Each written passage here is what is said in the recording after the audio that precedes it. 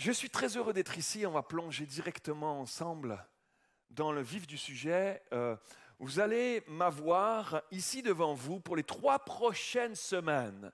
Depuis que je suis à EPM et à Bastille, c'est la première fois que je vais faire 3 semaines d'affilée comme ça. Donc j'ai décidé, je me suis dit l'occasion de faire une série de 3 messages. Et donc je vais faire une série de 3 messages sur le thème de travailler à votre salut. Amen. J'ai dit le mot travailler, je n'ai vu certains qui disent attends, c'est le week-end là, parle pas de travailler. Mais nous sommes appelés, amen. Mais nous sommes appelés à faire fructifier ce salut merveilleux que nous avons découvert en Jésus-Christ.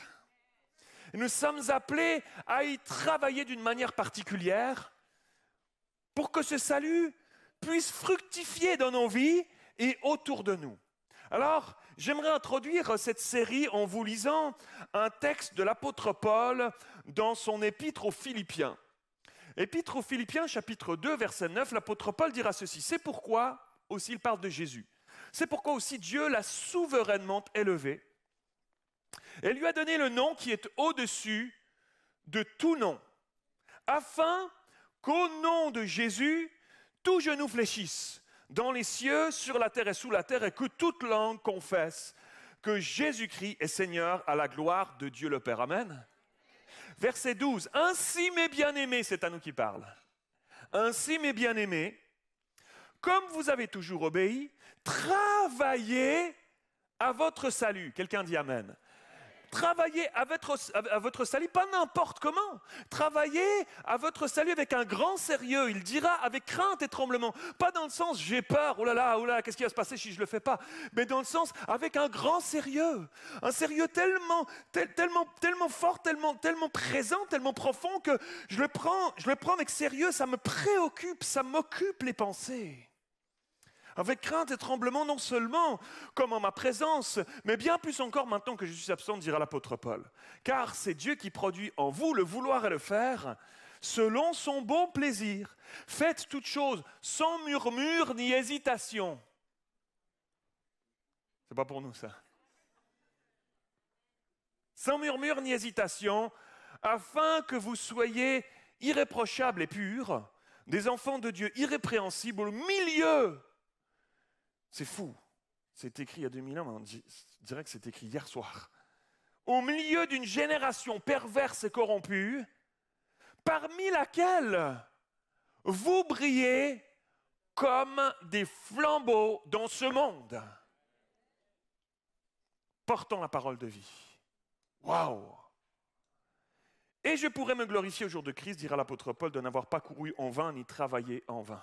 Waouh! Alléluia! Nous sommes au milieu d'un monde corrompu, pervers, de partout autour de nous, tordu, de plus en plus, qui tord la vérité.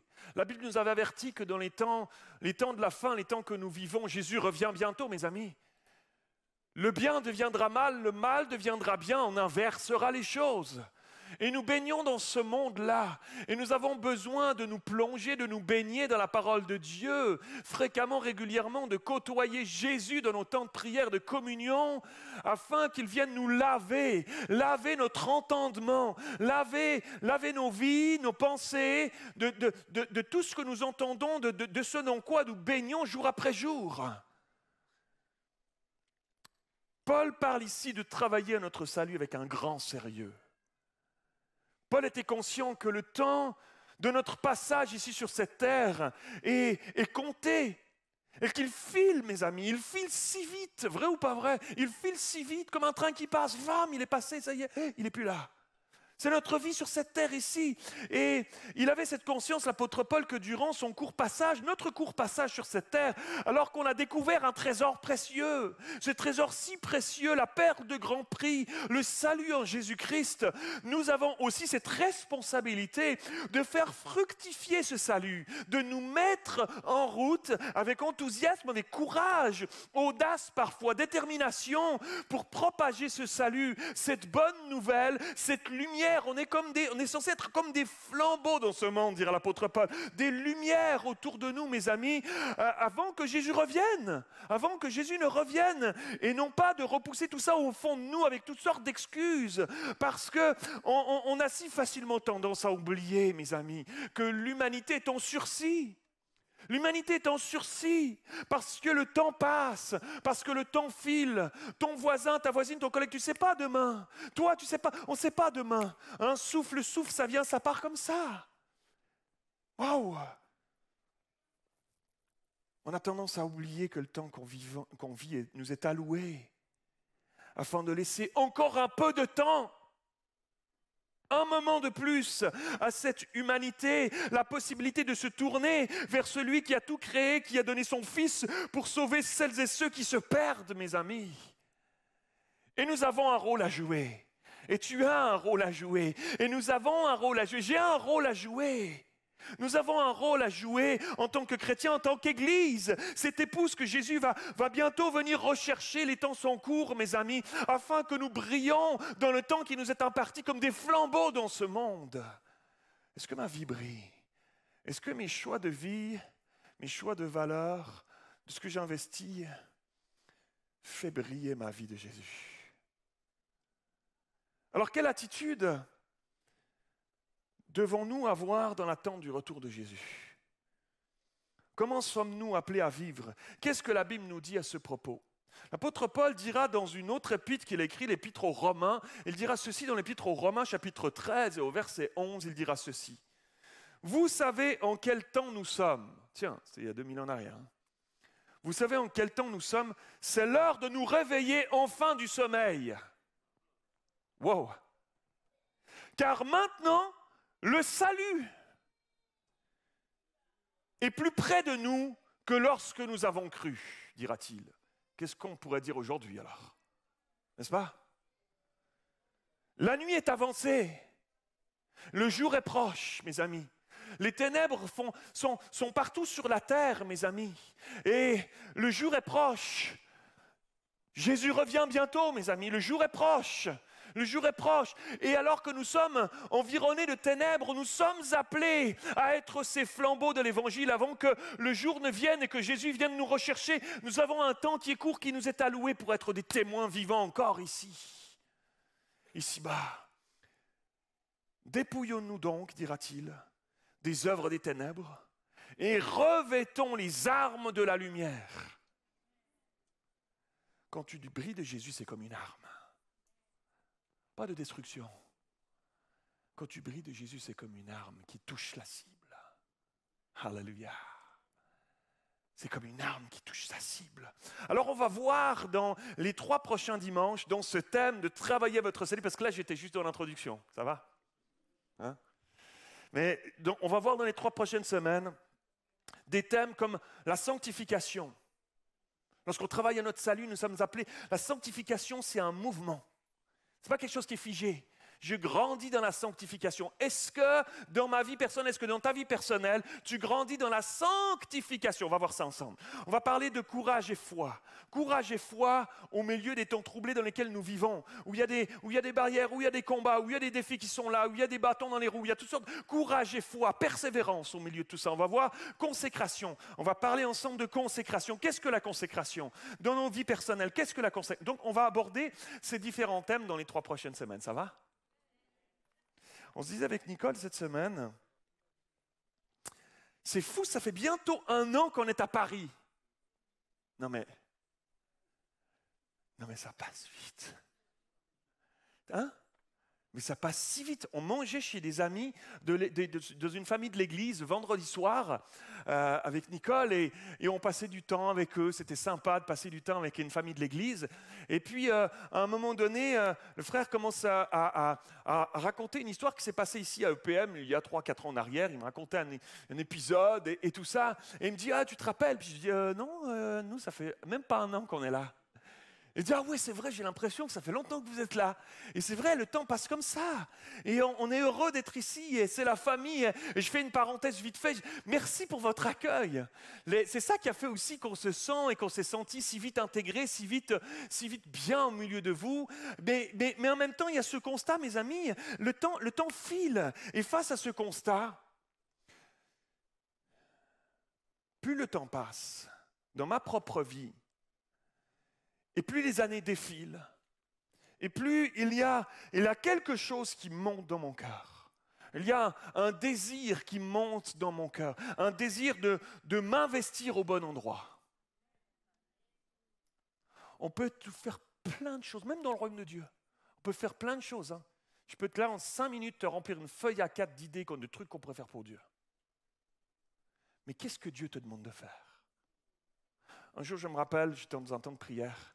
J'étais pasteur, j'étais jeune pasteur, j'étais motivé, j'étais zélé, là, j'avais plein de projets dans l'église dans laquelle j'étais. Et puis un jour, je me rappelle dans un temps de prière, le Saint-Esprit est venu avec douceur et amour, mais avec autorité aussi. Tu vois, il y a un mélange des deux. Hein? Il y a toujours ça, toujours. Hein? Il y a de l'amour, des fois on dit, oh, amour, amour, Dieu est amour. Dieu est amour. Et Dieu aussi est un Dieu de justice, d'autorité. Et j'entends la douce voix du Saint-Esprit qui murmure à mon cœur. Fais ce que je te demande de faire. J'ai dit, Amen, Seigneur. Mais il n'avait pas fini sa phrase. Il me dit, et arrête de faire ce que je ne t'ai pas demandé de faire.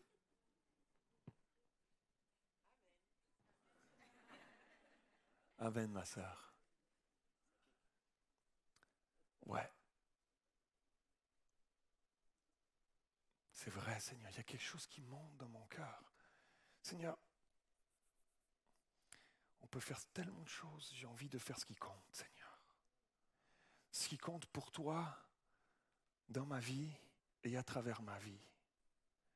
Seigneur, un désir de m'investir au bon endroit, avec les bonnes priorités, d'être utile pour Dieu, investi là où ça compte vraiment, alors que le temps passe si vite, mes amis. Je n'ai pas envie de me retrouver à la fin de ma vie, à la fin de ma course, et de me retourner et de me dire, wow, déjà, wouhou, Seigneur, c'est parce que ça a passé vite, hein, ah ben, écoute, je suis désolé, j'ai pas investi beaucoup dans le royaume de Dieu autant que j'aurais voulu, Seigneur. Tu vois, toutes les occupations pressantes que j'ai eues, Seigneur, tu vois, il y avait des occupations si importantes, hein, Seigneur, quand même, dans ma vie. J'avais des responsabilités, Seigneur. Ce sera trop tard. Ça passe vite. C'est maintenant que ça se joue, mes amis. C'est maintenant que ça se joue, mon frère, ma soeur. C'est ce matin que ça se joue. C'est les choix qu'on va choisir de mettre en place dans nos vies. Cette année, là, maintenant. Je lisais la biographie d'un homme de Dieu extraordinaire qui a vécu dans les années 1600. Un homme de Dieu qui a touché ma vie par ses écrits, par plusieurs écrits de lui-même que j'ai lus, en particulier, qui est très très connu. Cet homme s'appelait John Bunyan, et c'est un homme de Dieu extraordinaire. C'est un puritain qui a vécu 1628, il est né, je pense. Et cet homme-là brûlait tellement pour les âmes, de voir les gens autour de lui, les gens de son pays venir à la connaissance de Jésus, qui prêchaient et témoignaient partout où ils pouvaient. Partout où il pouvait, à tel point qu'il a commencé à déranger l'église établie en place, l'église anglicane en Angleterre, et ils sont mis eux-mêmes à le persécuter parce qu'il commençait à être dérangeant pour eux, et finalement ils vont le jeter en prison dans laquelle il va croupir pendant 12 ans de sa vie. Ce n'était pas les prisons d'ici, hein. Pas de télévision à l'époque, hein. C'était autre chose, même si je ne suis pas en train de dire qu'aujourd'hui c'est facile et c'est confortable d'être en prison, mais il y avait des conditions terribles. 12 ans de sa vie, 12 ans de ta vie. Et c'est durant ces années d'emprisonnement qu'il va écrire entre autres son fameux livre « Le voyage du pèlerin ». Ça vous dit quelque chose? Le voyage du pèlerin. Le fameux voyage du pèlerin, c'est une allégorie du voyage d'un homme ordinaire qui quitte sa cité de destruction pour se diriger par un chemin semé d'embûches, toutes sortes d'embûches, vers la cité céleste. Et il avait tellement à cœur, John Bunyan, de faire découvrir la bonne nouvelle de l'Évangile aux gens qui ne connaissaient pas Dieu, à ceux qui étaient perdus autour de lui, qu'il était prêt à témoigner, et qu'il était prêt à payer un prix. Et qu'il a écrit au fond de sa geôle ce récit qui va toucher des milliers, des millions de personnes à travers les générations. Et regardez ce que sa biographie dit. Toutes les horreurs de la prison ne suffirent pas à ébranler le courage de John Bunyan.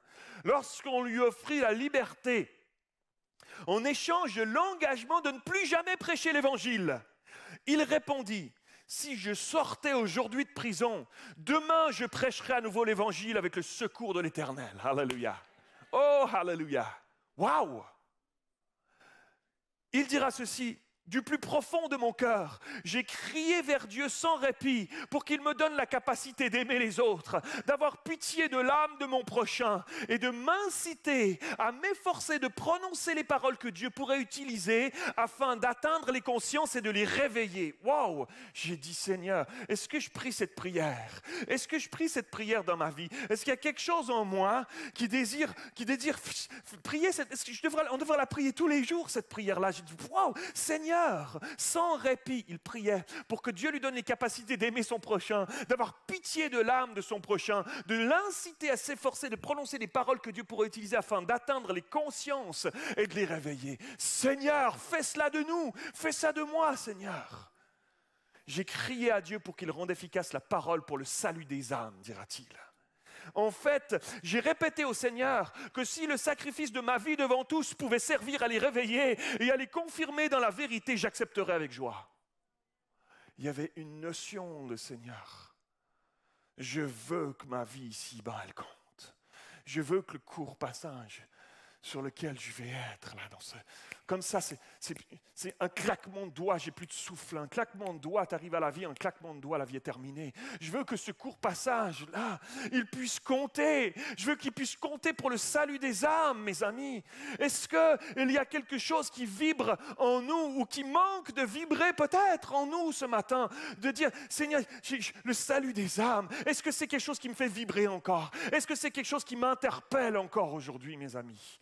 On est tellement si facilement avec des œillères dans métro boulot dodo, dans les choses qu'on a à faire, qu'on peut perdre si vite ces choses. C'est des choses que vous avez déjà entendues, ce que je vous dis là, mais on a besoin de les entendre. Et alors que je suis votre pasteur ici à EPM Bastille, on va se les répéter régulièrement, ces choses-là, parce qu'on les perd si vite de vue.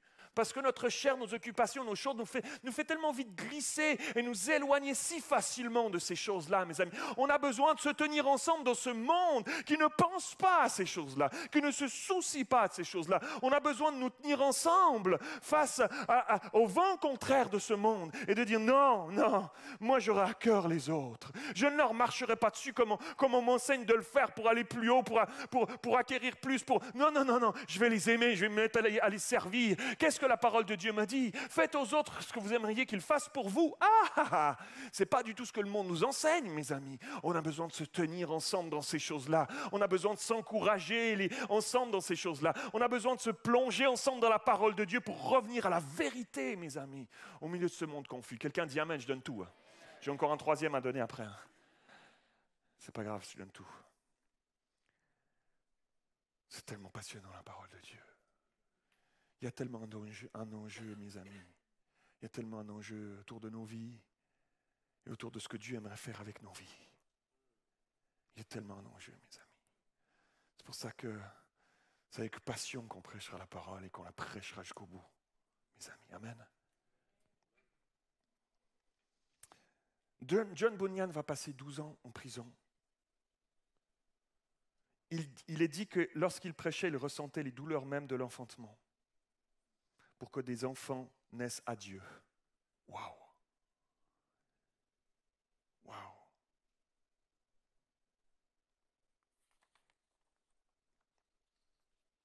C'était un homme de communion constante avec Dieu. Et même s'il était enfermé durant ces années de prison, son âme était libre. C'est dans une cellule il va avoir des visions qu'il a écrites dans ses livres. Et en écrivant Le voyage du pèlerin en prison, il va prêcher un sermon qui, 3 siècles plus tard, se lit encore dans plus de 200 langues. Et il est resté pendant plus de 200 ans le livre le plus traduit, le plus lu dans le monde anglophone après la Bible. Waouh, mes amis. Sans un tel dévouement à Dieu, il n'aurait pas été possible d'atteindre le résultat incommensurable et durable de ce sermon prêché par un simple ferblantier, John Bunyan, pénétré par la grâce de Dieu et l'amour pour les âmes. En lisant cette biographie, je me suis posé la question, Mathieu, est-ce que tu aimes ton prochain vraiment? C'est le titre de mon message aujourd'hui. Tu aimeras, 3 petits points. Tu aimeras le Seigneur ton Dieu de tout ton cœur, ta force, ta pensée. Et tu aimeras ton prochain. Oh, je vais la faire, je leur donne une chance. Et tu aimeras ton prochain comme toi-même. Ton prochain comme toi-même. Comme moi, ça veut dire, c'est comme moi. Parce que moi, je m'aime beaucoup, Seigneur. Je m'aime beaucoup trop des fois. Ton prochain comme toi-même. Waouh!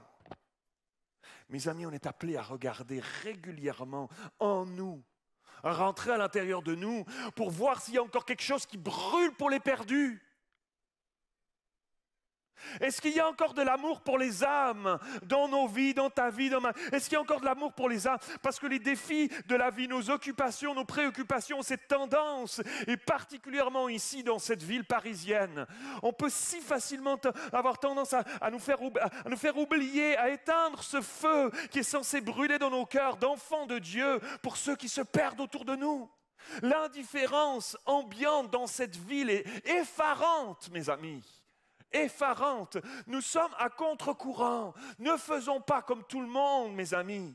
Ne faisons pas comme tout le monde. Si le monde alentour est indifférent, ne soyons pas indifférents, mes amis. Que le Saint-Esprit rallume une flamme dans nos vies. Nous sommes censés briller comme des flambeaux au milieu de ce monde de ténèbres, mes amis. Alléluia. Alors, je suis venu vous le rappeler ce matin. Nous le rappeler ce matin. Nous le rappeler ensemble. Regardez ce que Jésus dira. Matthieu 25, verset 31. Jésus dira ceci: lorsque le Fils de l'homme viendra dans sa gloire, le retour de Jésus, mes amis, à la fin, lorsqu'il viendra dans sa gloire avec tous les anges, il s'assiera sur le trône de sa gloire. Et toutes les nations seront rassemblées devant lui, mes amis. Et il séparera les uns d'avec les autres, comme le berger sépare les brebis d'avec les boucs. Waouh! Et il mettra les brebis à sa droite et les boucs à sa gauche.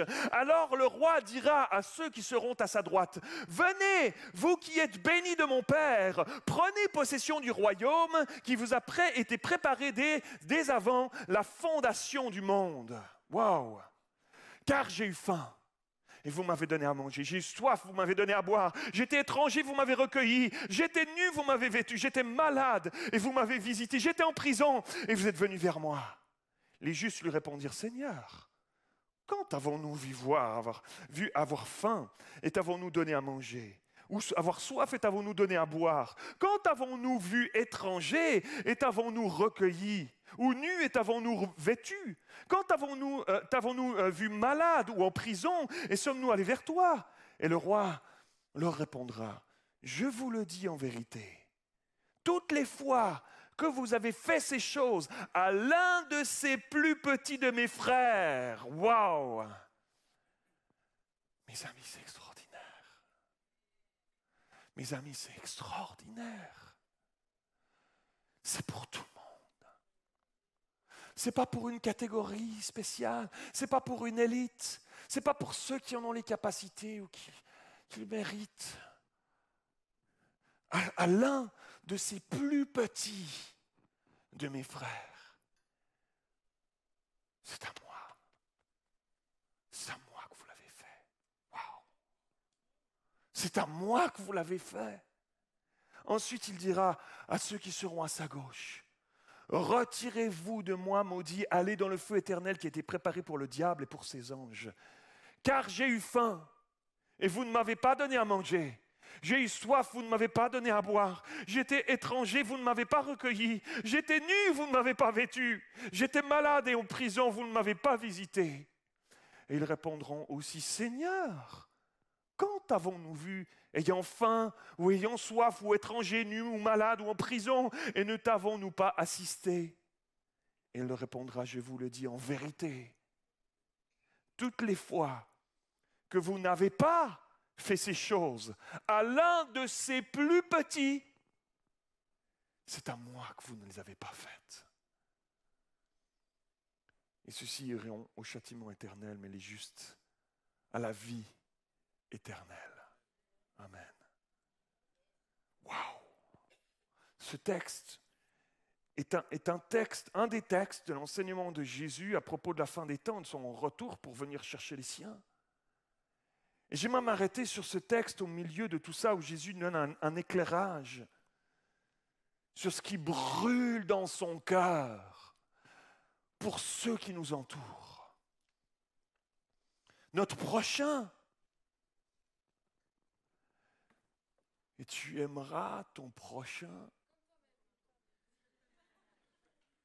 Ça a jailli, hein? Merci. Exactement.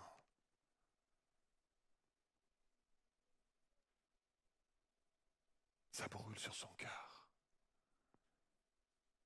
De comment est-ce qu'il désire qu'on vive sur cette terre en vue de leur salut, du salut des autres, mais aussi en vue de notre place là-haut. Venez, le texte qu'on vient de lire, prenez possession du royaume qui vous a été préparé.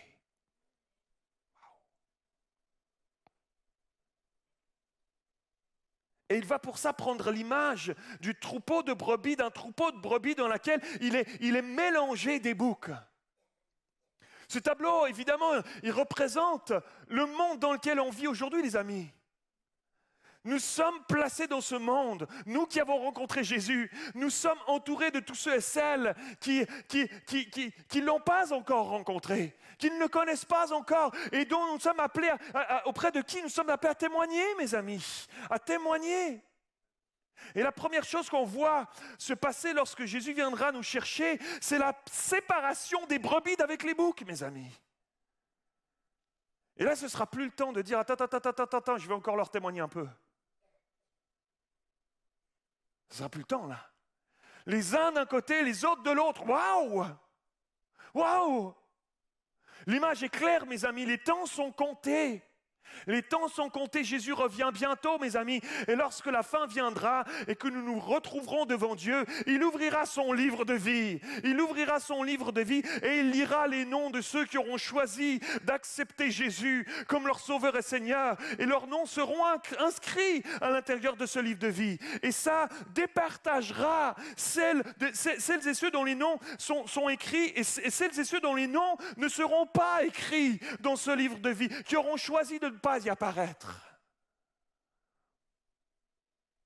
Cette description, on peut la lire comme on lirait le journal, mais mes amis, c'est saisissant lorsqu'on s'y attarde. C'est sérieux. C'est sérieux, mes amis. On n'est pas au pays des bisounours, là. Tout le monde, il est beau, tout le monde, il est gentil. Non, on n'est pas dans ce pays-là. On ira tous au paradis. Non. Non. J'ai beaucoup de respect pour tous les compositeurs, auteurs, compositeurs, interprètes, mais non. Pas, tu te trompes. Complètement, tu es dans le champ. Pas du tout. Pas du tout. On a des choix à faire sur cette terre. Sur ce que nous désirons vivre ou pas, quelle priorité à mettre dans nos vies ou pas, sur les valeurs que je choisis de mettre en place dans ma vie ou pas, sur quelle place je mets dans ma vie aux 2 premiers commandements. Tu aimeras le Seigneur ton Dieu, de tout ton cœur, de toute ton âme et de toute ta pensée. C'est le premier, le plus grand des commandements. Et voici le second qui lui est semblable.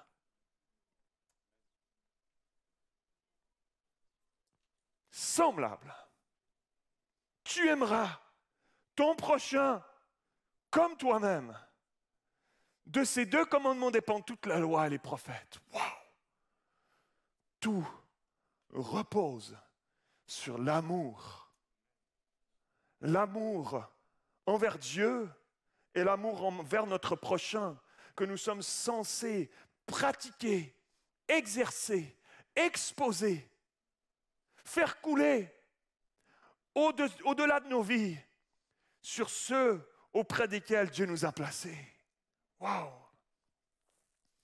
Et face à cela, mes amis, dans nos quartiers,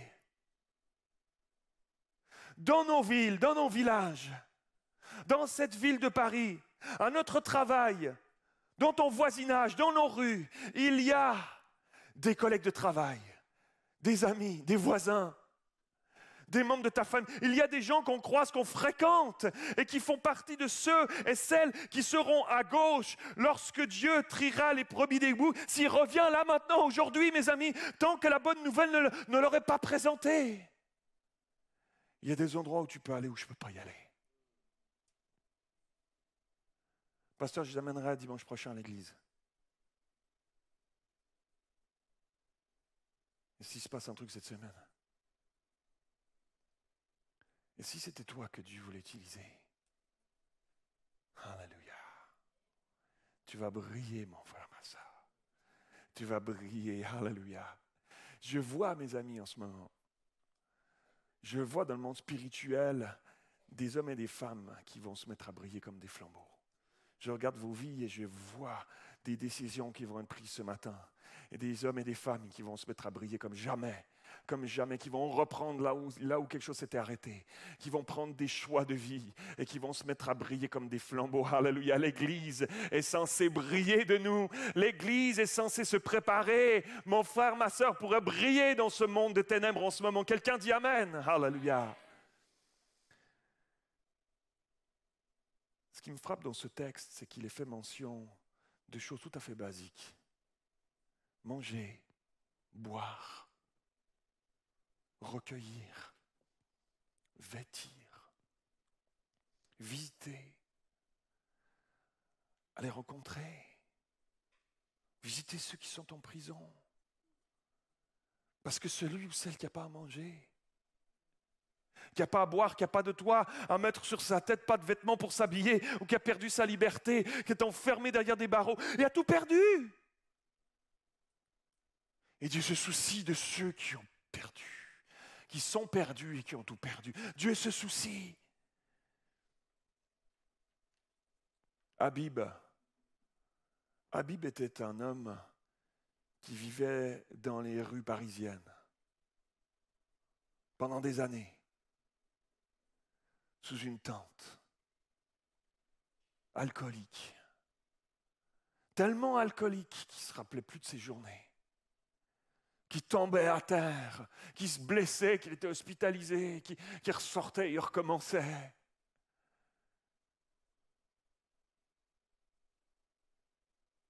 Et il errait dans les rues, et il errait dans ce bas monde, totalement perdu. Et un jour, 3 femmes, 3 sœurs, sont allées au-devant de lui. Et ont commencé à se soucier de lui. Et ont commencé à prendre soin de lui, à lui donner à manger, et à lui donner à boire, et à revenir le lendemain, et à revenir encore. Et au fil du temps, avec patience, parce que souvent, ils ne se rappelaient plus d'elle, et puis ils ne se rappelaient plus ce qu'elle leur avait dit, puis ils sentaient l'alcool, puis ils ne se sentaient pas bon, puis elle revenait encore, avec patience et amour, et elles lui ont parlé de Jésus, elles lui ont parlé de l'espoir en Jésus, et elles l'ont amené à Jésus, et elles l'ont amené au Seigneur, et il a donné sa vie à Jésus, et il s'en est sorti, cet homme-là. Et hier, samedi, alors qu'on était à notre célébration de baptême, Habib s'est levé. Il est venu ici, il avait son t-shirt d'homme qui allait se faire baptiser. Et il est venu ici, là où je me tiens. Et il s'est mis à raconter ce que je vous raconte. Et moi, j'étais ici, assis au premier rang, je pleurais. J'étais là, Seigneur, alléluia. Il est descendu dans les eaux du baptême. Il a dit, oui, je veux vivre toute ma vie avec Jésus. J'ai découvert le trésor. Je ne veux plus le lâcher, plus jamais. On l'a plongé dans l'eau. Au nom du Père, du Fils et du Saint-Esprit. Alléluia, Seigneur. Dieu vient chercher les tout petits. Il vient chercher ceux qui sont les plus petits de ceux-là, va-t-il dire. Il va les chercher, il se soucie de tous, mes amis. Il se soucie de chacun d'entre nous. Il se soucie de tout le monde, mes amis. Y compris ceux qui ne sont pas forcément assis sur le trottoir en haillons. Il y a quelques semaines en arrière, en famille, on avait congé, on est parti se promener dans le quartier du Sacré-Cœur. Comment on appelle ce quartier? Montmartre. C'était juste pour voir si tu es avec moi. Et c'est bon, je peux continuer. Et donc, on s'est promené dans le quartier de Montmartre, on a fait les touristes moyens et tout ça.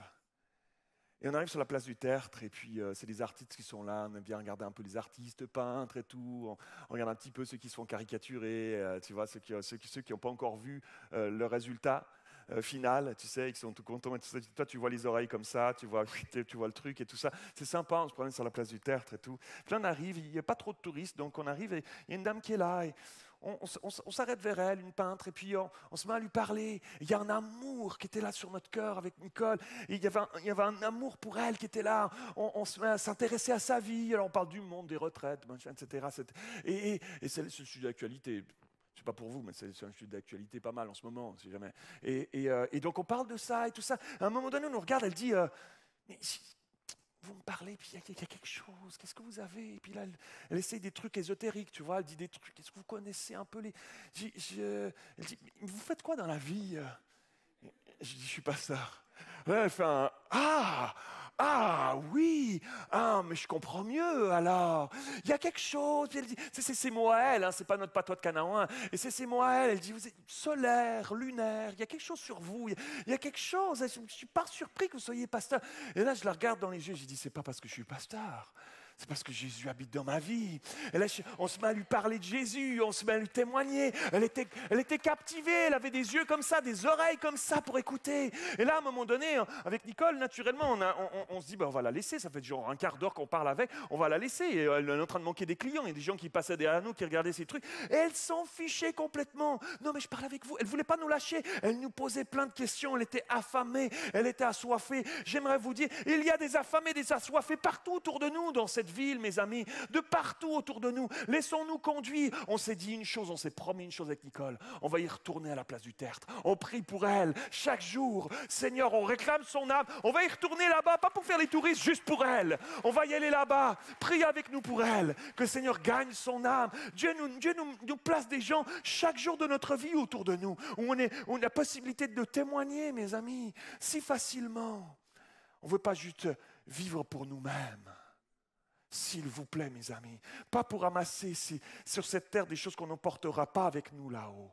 Le roi David a été extraordinaire, mes amis. Le roi David incarne cela. Je n'ai pas trop le temps de vous en parler, mais vite fait. Lorsqu'il est arrivé à la royauté, ça faisait des années qu'il fuyait devant le roi Saül, parce que Saül était en insécurité totale devant lui. 7 années à fuir, à se cacher dans des cavernes, dans des grottes, alors que Saül et toute son armée le pourchassaient de partout pour le mettre à mort. Il avait peur qu'il prenne sa place, jusqu'au jour où c'est Saül qui meurt finalement sur le champ de bataille avec son fils Jonathan. Je vous passe les détails. Et finalement, David accède à la royauté. Et lorsque, à cette époque-là, quoique peut-être encore aujourd'hui, parfois, quelqu'un accédait à la royauté, genre par un coup d'État. Là, c'était pas un coup d'État, mais finalement, c'est pas la même famille, c'est pas par génération que David est arrivé là. Il prend la place lorsque ça se passait comme. En général, on cherchait un membre, tous les membres de la famille de l'ancien roi, on les cherchait tous pour les zigouiller, parce que si jamais un jour il pourra peut-être se soulever, faire un coup d'État, reprendre ma place. Et donc, on les cherche. C'est ce que David va faire. Il va le chercher. Il va dire, cherchez-moi s'il y a encore un descendant de Saül, de Jonathan. Cherchez-moi de partout dans le pays. Et ils vont chercher, ils vont trouver un homme, Méphibosheth. Ils vont trouver un homme, c'était le fils de Jonathan, Méphibosheth. La Bible nous dit qu'il boitait des 2 pieds. Il était handicapé, il boitait des 2 pieds. Et ils vont le retrouver. Imagine-toi, ils vont le retrouver. Tout le monde sait ce qu'il va faire. Il va lui faire la peau, il va l'égorger, il va le tuer. Il va lui faire... Tout le monde sait ce qu'il va faire. Et il trouve Méphibosheth, il lui dit, le roi veut te voir, va au palais. Imagine-toi Méphibosheth ce jour-là, c'est le dernier jour de sa vie. Il a dû traîner les pattes, il n'a pas dû y aller en courant. Je suis à un palais du roi, c'est mon dernier jour, je vais mourir. Sauf que David avait ajouté quelque chose. Il avait dit, amenez-le-moi pour que je lui fasse du bien.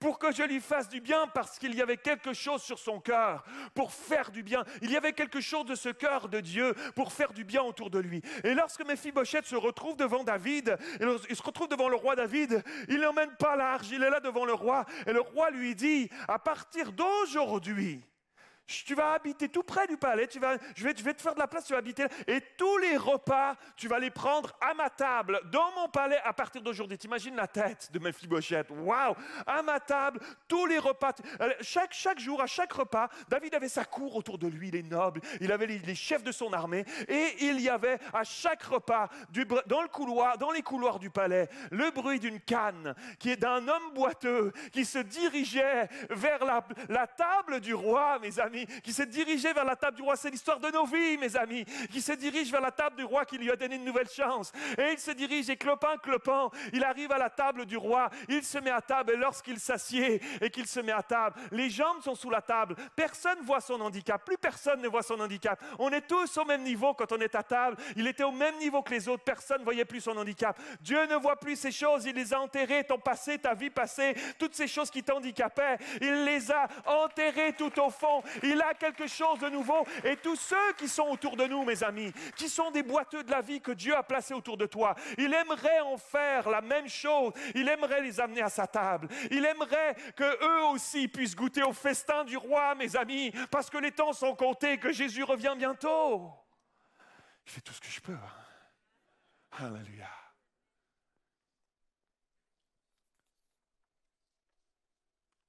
Alléluia. Dans ma vie, j'ai régulièrement côtoyé et suivi des personnes qui ont côtoyé la mort de près.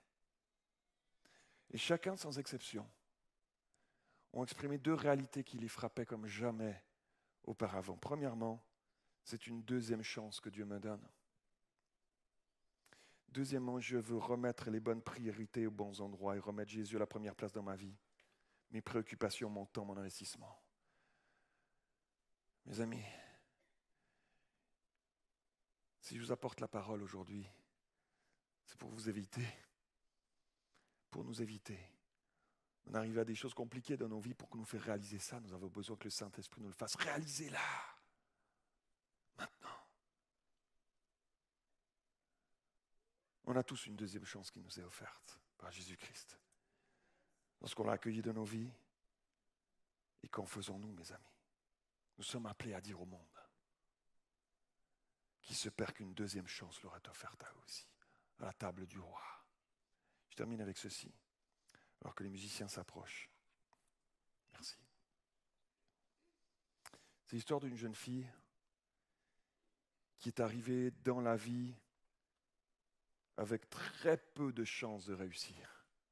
Alors qu'elle était encore dans le ventre de sa mère, ses parents ont tout fait pour avorter, pour la faire mourir. La maman a pris des médicaments, on parle de ça, c'était dans les années 68.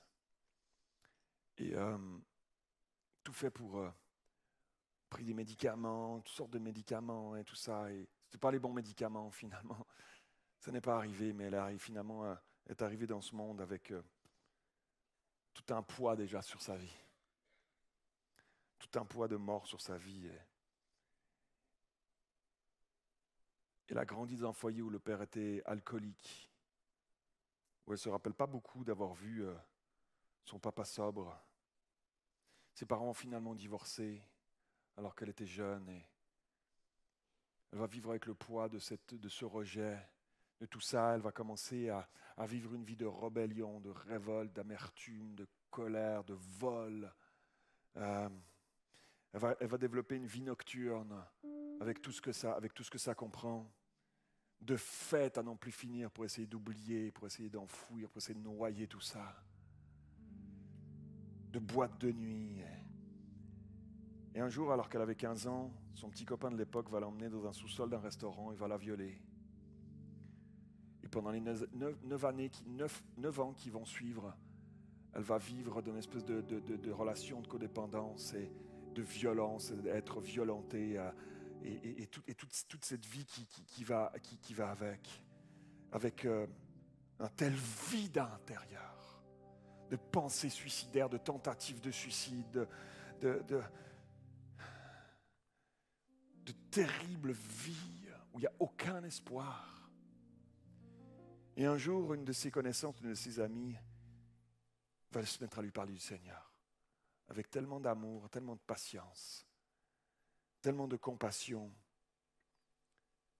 Et à force de lui parler, à force de l'inviter, un jour elle va accepter de venir dans une des soirées où elle l'invitait. Et elle va se retrouver dans cette soirée-là, une petite salle, quelques personnes âgées, des hommes d'affaires du plein évangile, quelques personnes âgées, des petits papis en costume cravate, qui sont là, ils sont contents de se voir, ils mangent des petits trucs entre eux, puis elle arrive, elle vit. C'est une planète, c'est une autre planète. Elle arrive avec ses hauts talons comme ça, et puis elle arrive là au milieu, puis elle se dit, qu'est-ce que je fais là? Elle s'assied là, elle dit bon. Et la louange commence, c'est un petit clavier comme ça, un petit machin, il appuie sur le bouton, et ça commence, il va enregistrer un truc, et puis ils se mettent à chanter, ils ont l'air d'être tout contents d'être là, eux, mais elle est sur une autre planète. Et un petit grand-père se lève pour apporter la parole, elle dira plus tard, je n'ai aucun souvenir de ce qu'il a dit, mais le Saint-Esprit est descendu sur elle. Le Saint-Esprit est descendu sur elle. Et elle s'est mise à pleurer, elle ne savait pas pourquoi. Elle s'est mise à se repentir de ses péchés. Elle se sentait si sale. Et puis en même temps, je sentais l'amour de Dieu qui m'aimait comme jamais personne m'avait aimé depuis le jour de ma conception, que même on voulait ma mort avant même que je naisse. J'ai jamais senti cet amour-là. J'ai senti l'amour, je n'arrivais pas à arrêter de pleurer. Je pleurais depuis ce jour-là. Elle est restée en amour avec Jésus toute sa vie. Toute sa vie. Elle a mis sa vie en règle. Dieu est venu la restaurer, la transformer ce jour-là alors qu'elle pleurait. Il y a une petite grand-maman qui vient mettre sa main sur son épaule. Elle lui dit, j'ai une bonne nouvelle pour toi. Dieu a des grandes choses en réserve pour toi. Et elle est repartie. C'est resté dans un coin de sa tête. Elle est sortie de là, elle n'a plus jamais été la même. Elle avait trouvé l'amour de sa vie. Elle avait trouvé l'amour de sa vie. Dieu va la restaurer. Ça va prendre du temps. Mais Dieu va faire une œuvre dans sa vie. Il va la restaurer, il va la transformer. Et elle va vivre des grandes bénédictions. Cette femme, elle est assise au premier rang ici. C'est ma femme Nicole. Amen.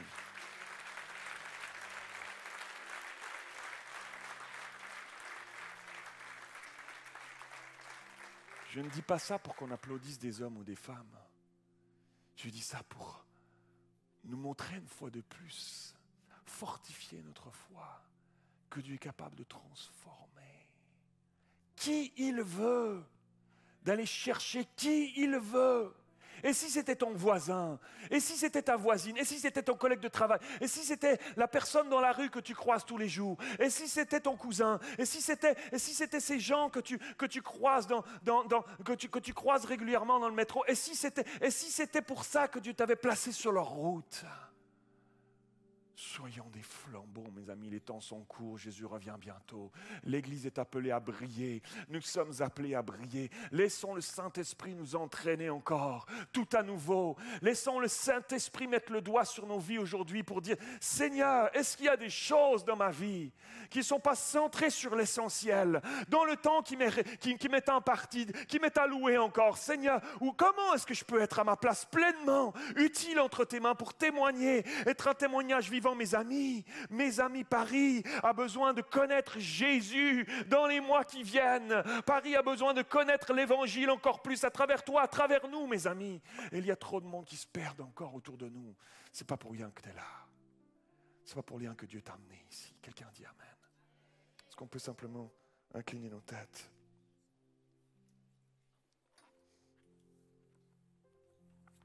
Alléluia.